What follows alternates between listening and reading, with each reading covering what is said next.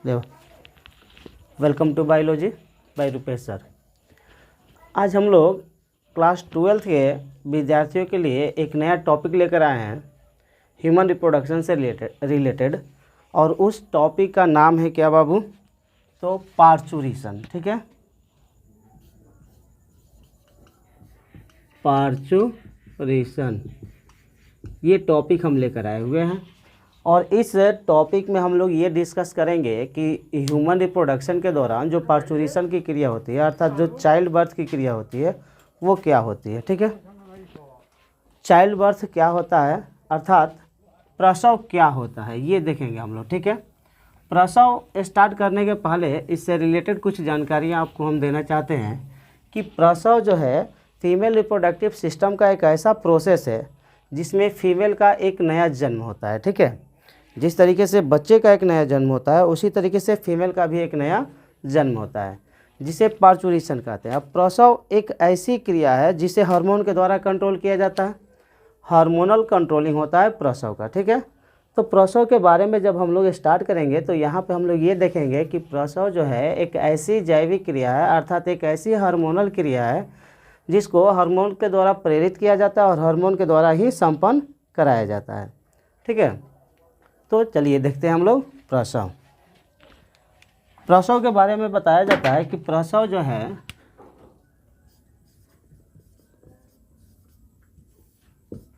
बताया जाता है कि फीमेल के गर्भाशय से वेल डेवलप शिशु के बाहर आने की जो क्रिया होती है। ठीक है, फीमेल के गर्भाशय से वेल डेवलप शिशु के बाहर आने की क्रिया को हम लोग प्रसव कहते हैं। ठीक है, प्रसव एक हार्मोनल क्रिया है। प्रसव क्या है बाबू? तो प्रसव एक हार्मोनल क्रिया है। ठीक है, प्रसव के बारे में बताया जाता है कि प्रसव जो है एक हार्मोनल क्रिया है। बताया जाता है कि इंसान में जो गेस्टेशन पीरियड होता है अर्थात मानव में जो गर्भ अवधि का समय होता है वह 2 से 70 प्लस माइनस 15 दिनों का होता है। ठीक है, मनुष्य में गर्भ अवधि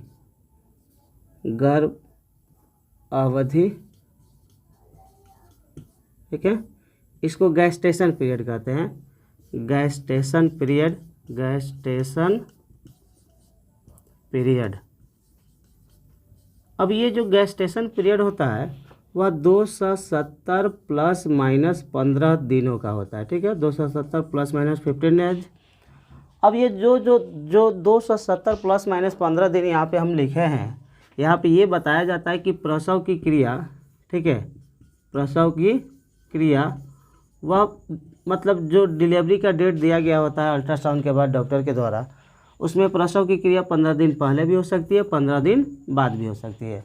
ठीक है, तो ये प्रसव की क्रिया जो है 15 दिन अर्थात जो डिलीवरी का डेट दिया गया होता है उस डेट के 15 दिन पहले भी हो सकता है और 15 दिन लेट भी हो सकता है। ठीक है, तो अब हम लोग ये देखेंगे कि प्रसव जो कि अगर बात की जाए पहले वाले कंडीशन में अर्थात आज से करीब 10-20 साल पहले के बात अगर की जाए तो प्रसव जो है उतना ज़्यादा सुरक्षित नहीं था, पार्चुरेशन उतना ज़्यादा सुरक्षित नहीं था क्योंकि लोग जो थे अनजान थे, जानकारियों का अभाव था कि प्रसव की क्रिया अर्थात पार्चुरेशन की क्रिया जो है घर पर कराने से क्या मतलब कौन कौन सी समस्याओं का सामना करना पड़ सकता है।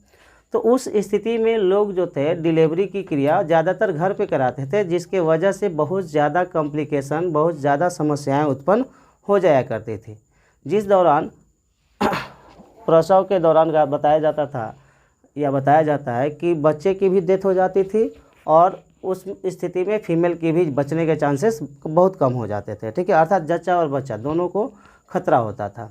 लेकिन आज के सिचुएशन में अगर देखा जाए तो देखिएगा कि जब भी प्रेगनेंसी स्थापित होता है तो प्रेगनेंसी के स्थापित होने के साथ से ही क्या किया जाता है तो उस बच्चे का खास ख्याल रखा जाता है, समय समय पर उसे न्यूट्रिशन प्रोवाइड कराए जाते हैं, फीमेल का जो डाइटिंग प्रोसेस होता है बढ़ जाता है।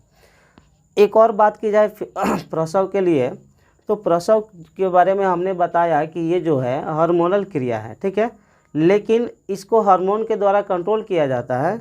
तो हार्मोन के द्वारा कंट्रोल करने के साथ साथ बॉडी के कुछ फिजियोलॉजिकल मैकेनिज्म का होना भी आवश्यक है। ठीक है, फिजियोलॉजिकल मैकेनिज्म का होना आवश्यक है। जैसे पहले की जो औरतें थी प्रसव के दौरान अर्थात प्रेगनेंसी के दौरान कहा जाए, ठीक है, गर्भावस्था के दौरान कुछ हार्ड वर्क किया करती थी जिसके वजह से उसका जो बॉडी था वह फ्लेक्सिबल हो जाया करता था, जिसके वजह से प्रसव की क्रिया में ज़्यादा समस्याओं का सामना नहीं करना पड़ता था। लेकिन आज के समय में अगर देखा जाए तो प्रेगनेंसी के स्थापित होते ही फीमेल का जो फिजिकल एक्टिविटी होती है वो घट जाती है।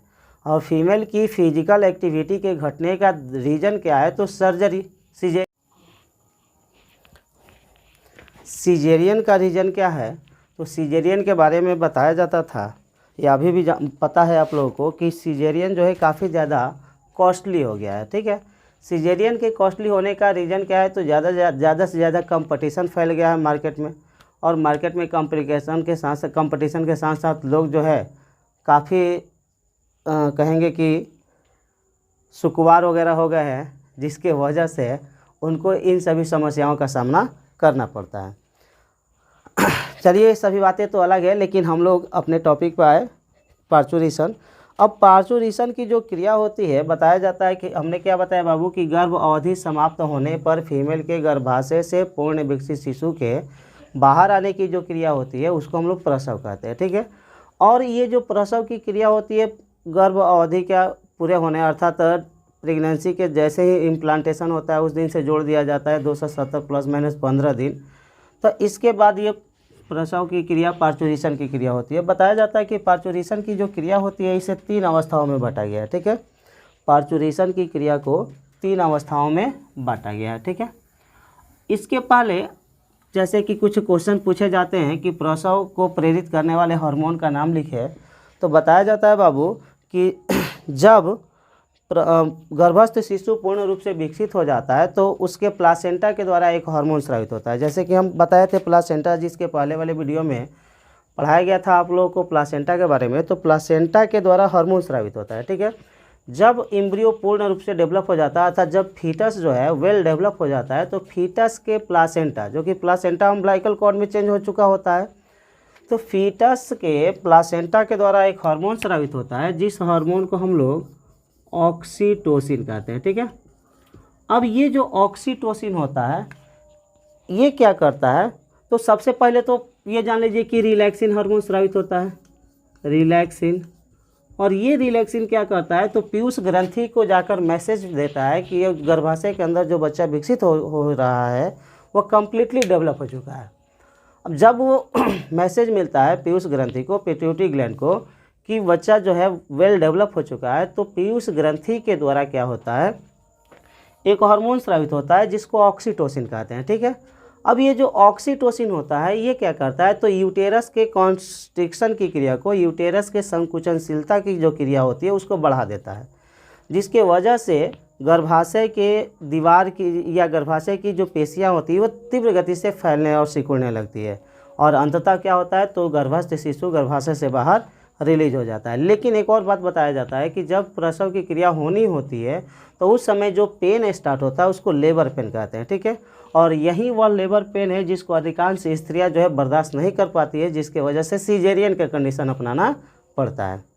तो उस लेबर पेन के बारे में बताया जाता है कि जो लेबर पेन होता है वह 20 हड्डियों के एकाएक टूटने के बराबर दर्द वहाँ पे उत्पन्न होता है या अनुभव होता है, जिसके वजह से काफ़ी ज़्यादा परेशानी होती है एक फीमेल को। ठीक है, तो 20 हड्डियों के टूटने के बराबर अगर दर्द उत्पन्न हो रहा है तो समझिए कि कितना दर्द उत्पन्न होता होगा। ठीक है, जैसे हम लोग की हड्डियाँ अगर एक हड्डी टूट जाती है तो कितनी समस्याओं का सामना करना पड़ता है, कितने दर्द को झेलना पड़ता है। ठीक है, लेकिन उस लेबर पेन के दौरान 20 हड्डियों के एकाएक टूटने के बराबर दर्द उत्पन्न होता है, जिसको स्त्रियाँ झेल जाती है। ठीक है, और जब स्त्रियाँ झेल जाती है तो उस स्थिति में वह समझिए कि एक बच्चे को जन्म देती है। तो इसीलिए हमने बताया कि एक बच्चे का जन्म ही नहीं, एक फीमेल का भी जन्म होता है पार्चुरेशन के दौरान, क्योंकि वो दर्द अगर कोई झेलता है तो वो कौन है, स्त्री है। चलिए देखते हैं। तो हमने बताया कि प्रसव की क्रिया को प्रेरित करने वाले हार्मोन जो है ये दोनों है, ऑक्सीटोसिन और रिलैक्सिन। तो ये जो रिलैक्सिन होता है, ठीक है, ये मैसेज पहुंचाता है पीयूष ग्रंथि के पास, और पीयूष ग्रंथि क्या करता है, तो इस ऑक्सीटोसिन हार्मोन को स्रावित करता है, और यह ऑक्सीटोसिन प्रसव की क्रिया को अंजाम दिलाता है। इसलिए इन दोनों हार्मोन को हम लोग प्रसव हार्मोन अर्थात पार्चुरेशन हार्मोन के नाम से जानते हैं। ऑब्जेक्टिव क्वेश्चन पूछ दिया जाता है एनसीईआरटी के माध्यम से, चाहे वो किसी भी बोर्ड का एग्जाम हो, चाहे वो बिहार बोर्ड हो या किसी भी स्टेट का बोर्ड एग्जाम हो। उस बोर्ड एग्जाम में अगर ह्यूमन रिप्रोडक्शन चैप्टर पढ़ना हो तो उस चैप्टर के अंतर्गत एक क्वेश्चन पूछ दिया जाता है कि पार्चुरेशन हार्मोन किसे कहते हैं, प्रसव हार्मोन किसे कहते हैं, ठीक है। तो इस रिलैक्सिन और ऑक्सीटोसिन को ही पार्चुरेशन हार्मोन के नाम से जाना जाता है। अब हम लोग देखेंगे कि ये जो प्रसव की क्रिया है, पार्चुरेशन की जो क्रिया है, इसे 3 अवस्थाओं में बांटा गया है। कितने अवस्थाओं में बाबू? 3 अवस्थाओं में, ठीक है। अब 3 अवस्थाएं कौन कौन सी होती है? तो सबसे पहला जो स्टेज है वो होता है डिलेशन। डिलेशन, अब डिलेशन क्या होता है तो ये बताएंगे हम एक एक करके। पहले लिख दें कि कौन कौन से स्टेजेस होते हैं। पहला डिलेशन हो गया, दूसरा जो है एक्सपल्सन हो गया, और तीसरा प्लासेंटल, ठीक है। डिलेशन, एक्सपल्सन, और तीसरा जो है वह होता है प्लासेंटल।